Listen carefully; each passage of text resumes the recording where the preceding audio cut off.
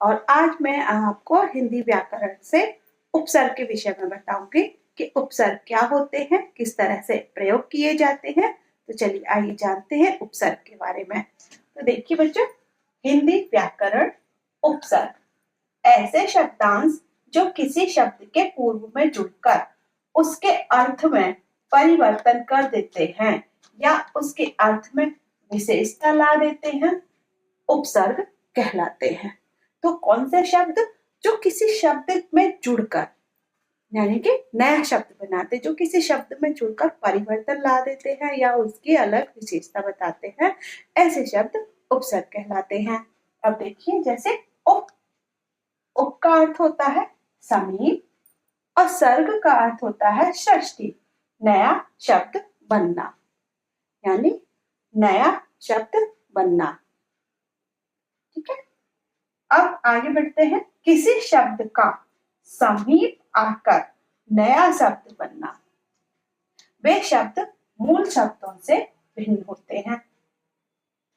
किसी शब्द का नया शब्द बनना, तो वे शब्द किसी शब्द का समीप आकर यानी कि दूसरे शब्द का अगर दूसरे शब्द के साथ जोड़ा जाए या वह उसके समीप आ जाए तो एक नया शब्द बनता है और उसका नया ही रूप हो जाता है, क्योंकि उसमें परिवर्तन हो चुका होता है। तो इससे वह नया रूप बनता है और वो शब्द मूल शब्दों से भिन्न होते हैं। वो शब्द क्या है? मूल शब्दों से भिन्न होते हैं। ओके बच्चों, यहाँ तक तो आपको आ गया समझ में कि उपसर्ग क्या होते हैं, कैसे बनते हैं। यानी कि उपसर्ग में किसी शब्द का समीप आकर नया शब्द बनना और वो शब्द उन शब्दों से भिन्न होते हैं। अब देखिए आगे, जैसे हार शब्द का अर्थ है पराजय। अब आप लोग जानते हैं हार हो जाते हैं यानी पराजय हो जाती है, तो हार का अर्थ होता है पराजय। लेकिन दूसरा हार का अर्थ होता है फूलों का हार, जिसे पहनने वाली माला भी बोला जाता है। तो फूलों का हार, तो इसके दो अर्थ हैं, पराजय और माला। ठीक है, अब इस हार शब्द में प्रा, आ और वी जोड़ने पर नया शब्द बनता है। अब प्रा, आ और वी ये शब्द क्या है? स्वतंत्र रूप से इनका कोई महत्व नहीं है। प्रा, आ, वी इनका स्वतंत्र रूप से कोई महत्व नहीं है। जब यह शब्द किसी और शब्द में जुड़ जाते हैं तो इनका एक महत्व बन जाता है और एक नया शब्द बन जाता है। तो उस तरीके से यह जो हमारा नया शब्द बनता है वो हमारा उपसर्ग कहलाता है। तो देखिए, हमने प्रा हार में जोड़ा है, प्रा जमा हार प्रहार। ठीक है, प्रा को हमने हार में जोड़ा तो प्रहार बना, प्रहार एक नया शब्द निकल के आया और इसका अर्थ होता है चोट करना यानी किसी को मारना। अब इसी तरीके से आ को हमने हार में जोड़ा, आ जमा हार आहार, आहार एक नया शब्द बनकर आया। आहार का अर्थ होता है भोजन। अब वी जमा हार विहार ना, और विहार का अर्थ होता है घूमना। तो मैंने अभी आपको ये बताया कि प्रा, आ और वी इनका अलग से कोई महत्व नहीं है, लेकिन जब ये किसी शब्द में जुड़ जाते हैं तो इनका महत्व बढ़ जाता है और एक नए शब्द का जन्म होता है, यानी नए शब्द की सृष्टि होती है।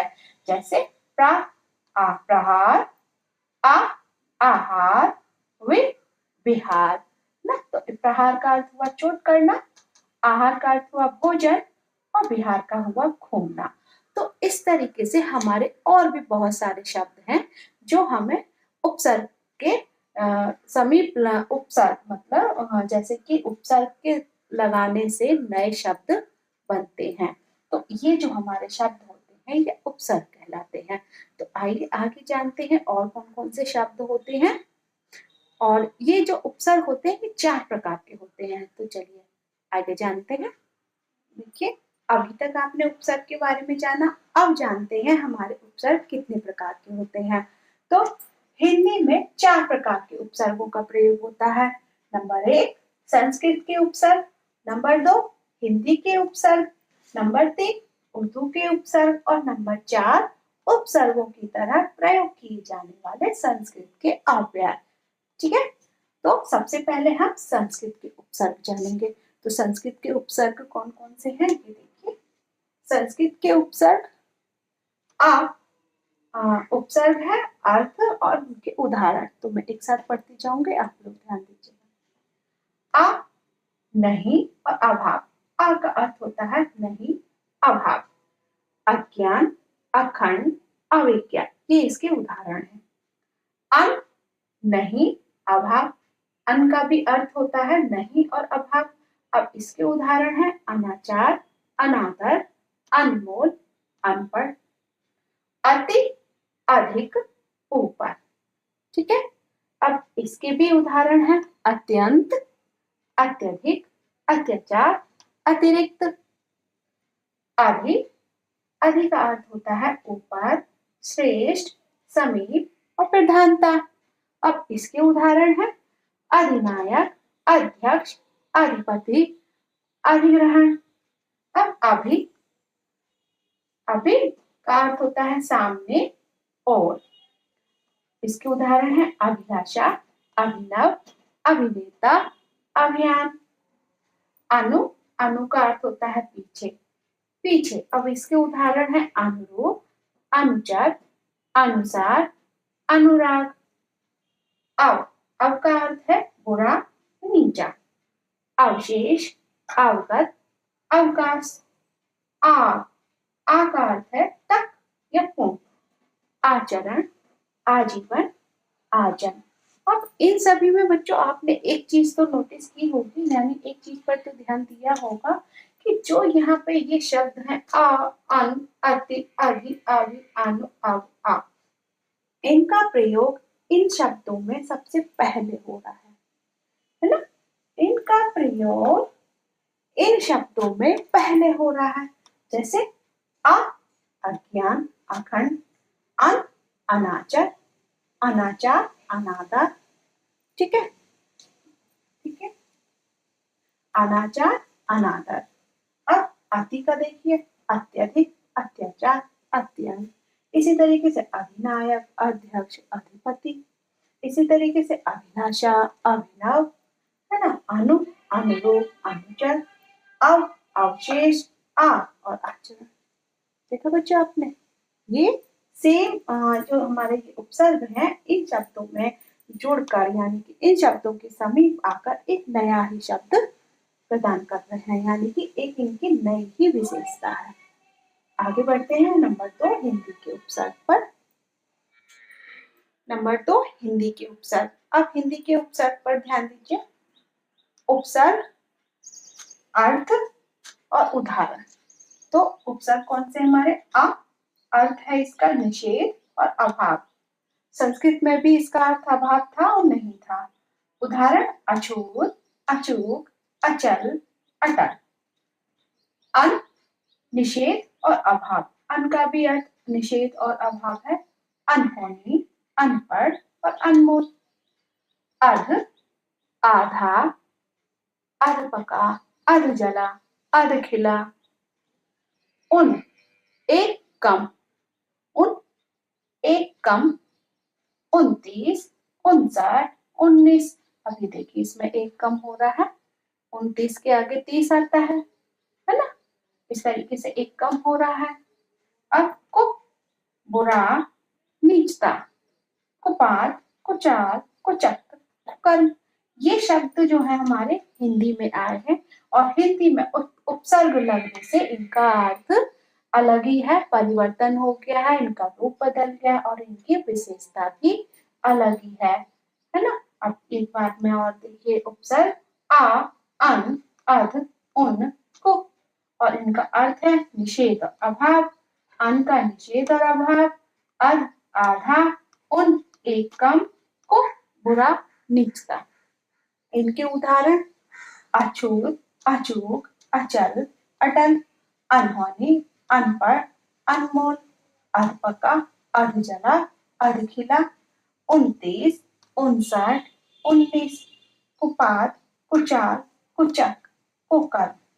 तो ये थे हमारे हिंदी में आने वाले उपसर्ग।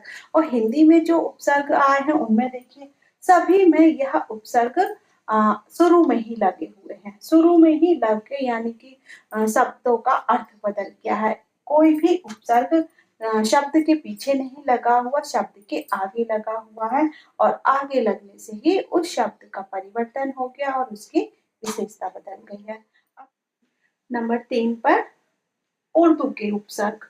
उर्दू के उपसर्ग, उपसर्ग, अर्थ और उदाहरण। ध्यान दीजिए, कम, थोड़ा, कम का अर्थ है थोड़ा, कमजोर, कम उम्र, खुश, प्रसन्न, अच्छा, खुश नसीब, खुशकिस्मत, खुशखबरी। गैर, गैर का अर्थ है भिन्न या विरुद्ध, ठीक है। और गैर हाजिर, गैर मुल्क, गैर कानूनी। दर, दर का अर्थ है मैं, यानी दरमियान, दरअसल, दर हकीकत। ना, ना का अर्थ है अभाव, नापसंद, नाबालिग और नालायक। तो ये है हमारे उर्दू वाले उपसर्ग। जैसे कि उर्दू के शब्द इसमें आपको समझ में आ रहे होंगे कि कौन सी भाषा, यानी कि उर्दू भाषा है। जैसे उर्दू के शब्द हैं हमारे गैर हाजिर, गैर मुल्क, गैर कानूनी, दरमियान, दरअसल, ये सभी हमारे उर्दू के ही शब्द हैं और इसमें हमने उर्दू के उपसर्ग लगा दिए। उपसर्ग तो और भी हैं, ये अभी आपको बताने के लिए मैंने थोड़े से लिखे हुए हैं, बहुत सारे हैं। तो उपसर्ग हमेशा, एक बात आप ध्यान रखिए, कभी भी आपसे गलती नहीं होगी कि उपसर्ग हमेशा शुरू में ही लगाए जाते हैं, यानी कहाँ, शब्दों के शुरू में। तो हमेशा इस बात का ध्यान रखिएगा, चाहे वो हिंदी के उपसर्ग हो, चाहे वो संस्कृत के उपसर्ग हो, चाहे वो उर्दू के उपसर्ग हो, ये सभी शब्द के शुरू में लगाए जाते हैं। तो आप इस बात का ध्यान रखिएगा, कभी भी आपसे गलती नहीं होगी, ठीक है। आगे बढ़ते हैं हम अपने नंबर 4 की तरफ। नंबर 4, उपसर्गों की तरह प्रयोग किए जाने वाले संस्कृत के अव्यय। अव्यय शब्द क्या है, कैसे हैं, ये मैं आपको बाद में बताऊंगी। अभी आप उपसर्ग पर ध्यान दीजिए। उपसर्ग है हमारे संस्कृत के अव्यय वाले उपसर्ग है आ का अर्थ है निषेध और उदाहरण है अप्राकृतिक, अभाव, अज्ञात। अधः, नीचे, अधोमुख, अधोपति। अंतर, भीतर, अंदर, अंतरात्मा, अंतरराष्ट्रीय। चिर, चिर का अर्थ है बहुत, चिरतम, चिरायु, चिरकाल। सत, अच्छा, सत्कार, सतधर। तो ये हमारे संस्कृत के अव्यय वाले शब्द हैं। आप लोग जानते हो संस्कृत के अव्यय शब्द और उनका ये अर्थ है और इनके उदाहरण। सभी शब्दों में एक बात बिल्कुल एक जैसी है कि सभी उपसर्ग शब्दों के शुरू में ही लगाए जाते हैं। तो ये तो थे हमारे उपसर्ग और उपसर्गों के प्रकार। तो मुझे उम्मीद है कि आप लोगों को समझ में आ गए होंगे। तो बच्चों ध्यान रखिएगा कि सभी उपसर्ग शब्दों के शुरू में लगाए जाते हैं और उनको लगाने से एक नया शब्द मिलता है, शब्दों में परिवर्तन हो जाता है, उनकी विशेषता बदल जाती है। ओके बच्चों, आप सभी को ये उपसर्ग तो समझ में आ ही गए हैं और एक बार आप वीडियो को और देख लीजिएगा और अपनी बुक में पढ़ लीजिएगा। और आगे मैं आपसे फिर मिलती हूँ एक नए प्रकरण के साथ, यानी नए टॉपिक के साथ। ओके, अपना ध्यान रखिएगा। धन्यवाद।